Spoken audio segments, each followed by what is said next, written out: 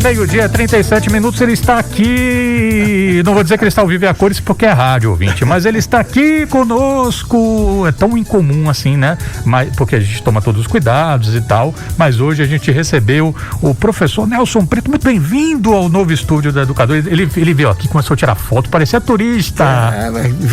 Me senti um turista mesmo, Renato. Olá, amigos e amigas do Multicultura, estou aqui, realmente eu precisava conhecer todo esse trabalho de Flávio, do governo do estado, de fazer o fortalecimento da educação pública, da comunicação pública, né, Renato? Isso é a força da democracia, comunicação pública, o trabalho que vocês fazem aqui é uma alegria enorme para mim, eu tô aqui na mais de 11 anos colaborando com... Quando o Nelson chegou, a Multicultura era tudo mato, rapaz. Era Doris Pinheiro, Doris ficava encantado, e depois Márcia, parabéns, viu, Márcia, pelo livro, vou tentar, mas eu tô saindo pouco, viu, isso aqui foi uma fugidinha, eu ainda só tô fazendo as coisas sempre com máscara, com todos os cuidados, ouvintes, a gente tá aqui, acompanhei um pouco aqui para ver todas as reformas, as novidades aqui na rádio, e vi que tá todo mundo tomando cuidado, isso é muito importante, tome cuidado aí também. Eu tive no sábado para tomar minha terceira dose, Renato, e vi muito pouca gente, e aí fiquei conversando com aquelas pessoas que dão a vacina. Ela disse, poxa vida, a gente fazendo um esforço aqui para poder estar vacinando as pessoas e as pessoas não vêm. Agora já soube que já acelerou um pouquinho mais a questão da terceira dose. Então tem que se cuidar. E parabéns vocês aqui, o Multicultura é sempre bacana e é uma alegria estar aqui. A alegria é toda nossa, Nelson. Já que você tocou aí nesse assunto da vacina, deixa eu passar aqui rapidinho mensagens de ouvintes. O Marcelino França, a Europa tem mostrado aumento de casos, mesmo em países com índices de vacinação maiores que o Brasil. Acredito que deveríamos resguardar o carnaval para podermos ter um São João mais tranquilo em 2022, é a opinião do Marcelino. E nosso ouvinte, acho que é Anaíris, eu acho, final de telefone 9755. É difícil acreditar que ainda temos pessoas resistentes em se vacinar diante de tantas mortes que tivemos, infelizmente. É verdade, Anaíris, é verdade, Marcelino, e esse cuidado a gente tem que ter, e provavelmente a gente ainda vai levar um bom tempo com isso, e depois a vacinação vai continuar sendo como a da gripe, como a tantas outras anuais. E o que é mais curioso de tudo isso é que no passado, quando a gente via um oriental de máscara, a gente ainda dava uma tripudiada, não sei o quê, e hoje não tem jeito. Eu acho que a gente durante um bom tempo ainda vai ter que tomar todos os cuidados, usar máscara. Exatamente. Bom, Nelson, você está vindo conversar com a gente, né? Depois de uma série de situações que ganharam o noticiário e que tinham que ganhar o noticiário mesmo, claro, né? Muito, muito sérias, muito graves. Só para citar dois aqui, né? A gente teve uma professora do Colégio Vitória Régia, aqui da Bahia, impedida de usar em sala de aula o livro Olhos d'Água, da Conceição Evaristo, né? Alguns pais teriam considerado impróprio. E já em uma escola estadual, Tales de Azevedo, uma professora foi intimada porque ela estaria ministrando, aspas, né, conteúdo esquerdista em sala de aula. São episódios, Nelson, que será que eles ilustram um pouco assim esse momento mais acirrado de uns tempos para cá, do ponto de vista das disputas civilizatórias que também tem lugar na escola, Nelson? Claro, não tem dúvida, e é bom que esses casos tenham vindo à tona, e obviamente que as redes sociais, do mesma forma que você pedia para as pessoas postarem, se vacinando e ajudarem nesse movimento, elas ajudam a viabilizar que esses casos sejam conhecidos, da mesma forma que elas terminam se constituindo em espaços também do aumento da intolerância. Então eu acho que esse é um ponto central. A escola tem que tratar com muita atenção tudo isso, e principalmente repetir aquilo que é o lugar comum nas colunas Conexões, quando eu falo de educação, da valorização do professor e da autonomia do professor. Quer dizer, essa ideia de colocar a educação como uma coisa esquerdista é uma loucura que foi posta aí por esse atual governo, particularmente o governo Bolsonaro, e que alimenta muitas pessoas no sentido de que,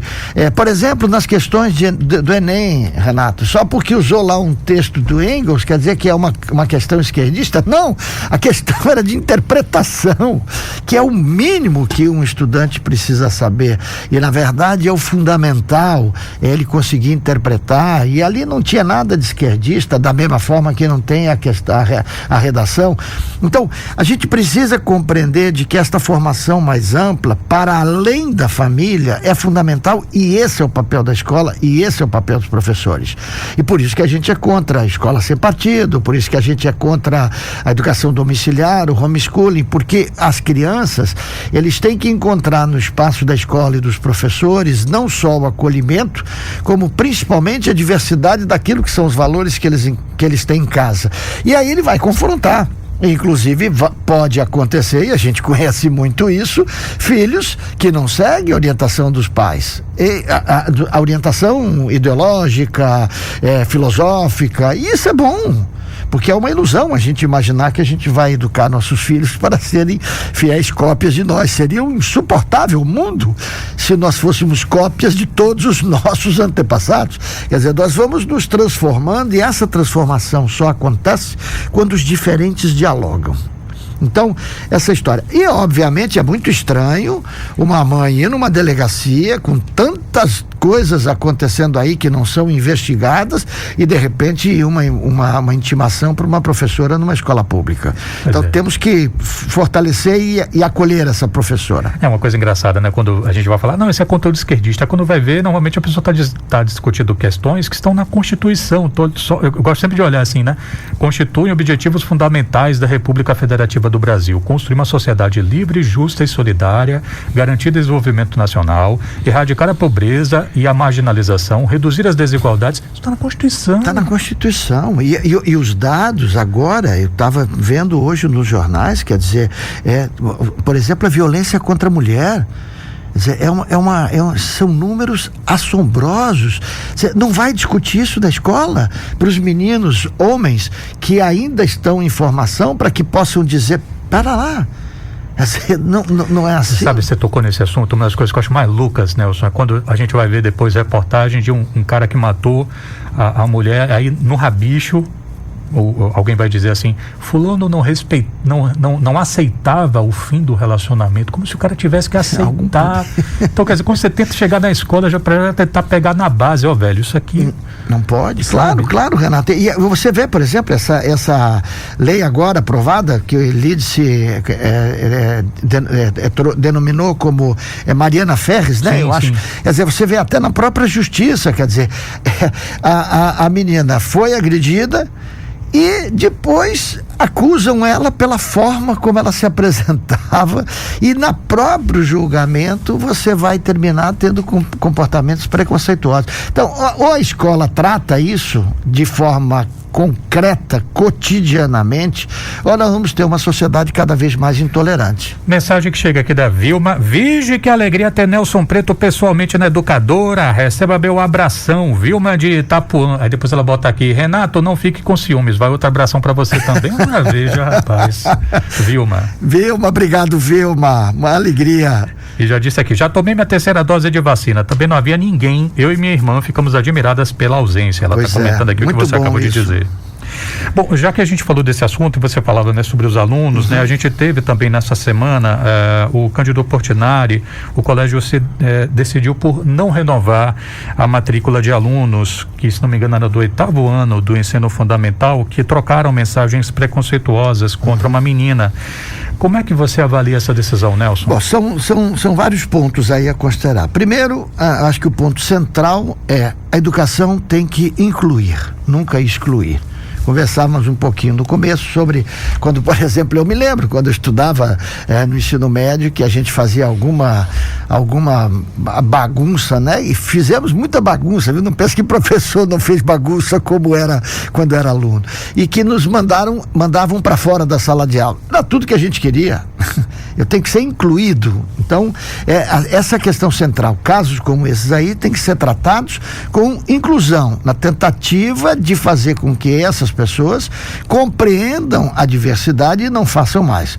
Obviamente, como uma escola privada, no passado expulsava imediatamente, o que eu acho que é um absurdo, ele tem que concluir o ano.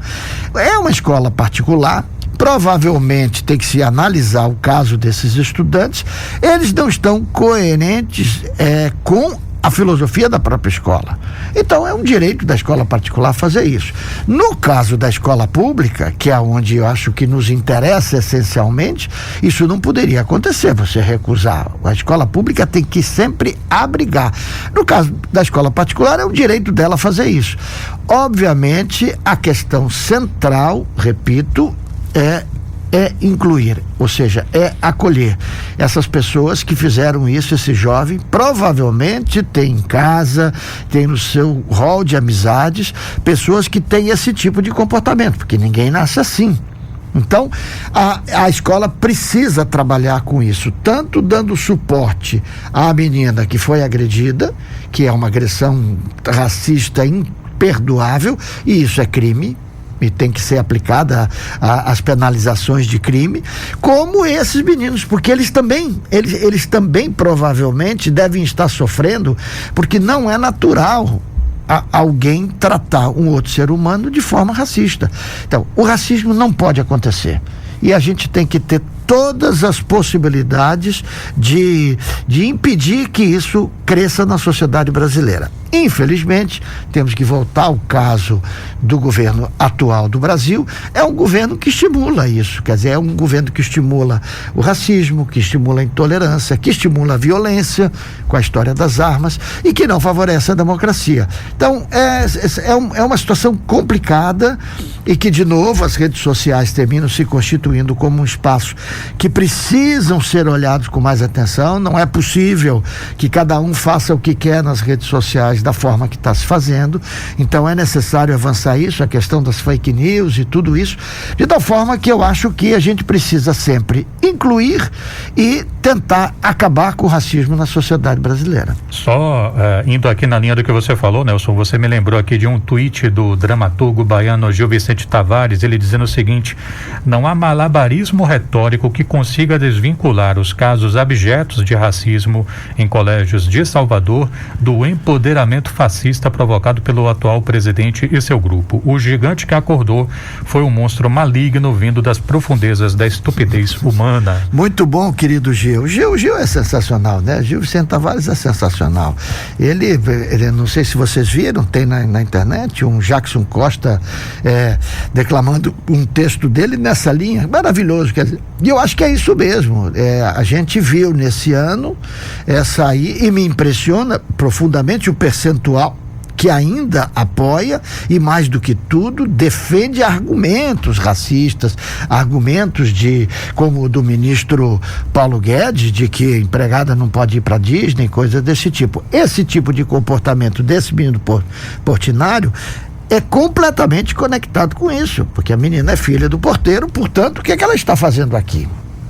Então, é uma situação, e isso, obviamente, Renato e ouvintes, nos mostra cada vez mais a importância da educação e, volta ao começo da nossa conversa, da comunicação pública. Ou seja, o trabalho de vocês aqui, essas reformas, essa melhor condições de trabalho para que a rádio efetivamente chegue em todos os lugares, para que a TV chegue em todos os lugares, para que a escola tenha liberdade de trabalhar, isso é fundamental, porque é só assim que a gente vai avançar. E uma sociedade racista não é uma sociedade democrática. Isso é o elementar desse nosso debate. Mais mensagens aqui que estão chegando de ouvintes. Nosso ouvinte Aidil: concordo com o professor Nelson Preto, temos um péssimo exemplo chefiando o executivo do país. O nosso ouvinte Francisco dizendo aqui, muito bom, mandou aqui o apoio aqui pro que disse o Nelson Preto. Nelson, você está de viagem de novo. Pois é, eu estou de viagem lá para o lugar que nós falávamos de que também tem gente negacionista para a Europa. Eu estava, não sei se vocês lembram, eu comentei um pouquinho em dezembro de 2019, eu estava com apoio da CAPES, o programa CAPES Print, e fui para a Universidade de Barcelona fazer as nossas pesquisas no campo de educação, hacker e direitos humanos, e cheguei lá no final de janeiro para passar 6 meses. Quando veio março com a pandemia, eu voltei alucinadamente, digo, não, vou ficar aqui. E terminei ficando esses quase 2 anos parados, mas deixei a bolsa da CAPES suspensa, e assim que a Universidade de Barcelona começou a retornar, eu me submeti e na próxima quarta-feira lá vou eu de novo, já com medo, porque casos de não vacinados contaminando, talvez tenha uma quarta onda, mas eu acho que seguramente será. Então, a partir da semana que vem, ainda não será aqui do Brasil, mas a partir da outra semana nós vamos ter conexões direto de Barcelona. Nosso correspondente internacional. Sei se você já ouviu essa história, eu já contei aqui, que Doris, que apresentava o programa lá no começo, quando eu comecei Conexões, eu estava no meu segundo pós-doc em Nottingham. Então, aí ela, quando anunciava, ela dizia assim, diretamente de Nottingham, só faltava dizer a terra do Robin Hood, nosso colunista Nelson Preto. Foi muito legal e vai ser muito legal. Vou tentar trazer para vocês, meus queridos amigos e amigas, algumas informações do ponto de vista das pesquisas que a gente faz sobre educação, tecnologias, a questão da inteligência artificial, blockchain, essas coisas todas que estão interferindo, vamos dizer assim, na sociedade de forma para bem e para mal, né? Não tem como não ser. E também as coisas da cultura catalã, da cultura espanhola. Vamos ver se eu consigo viajar um pouco mais para trazer um pouco mais de informações das nossas conexões. Nelson Preto, muito obrigado, até a próxima. Obrigado, um grande abraço para vocês. Até semana que vem.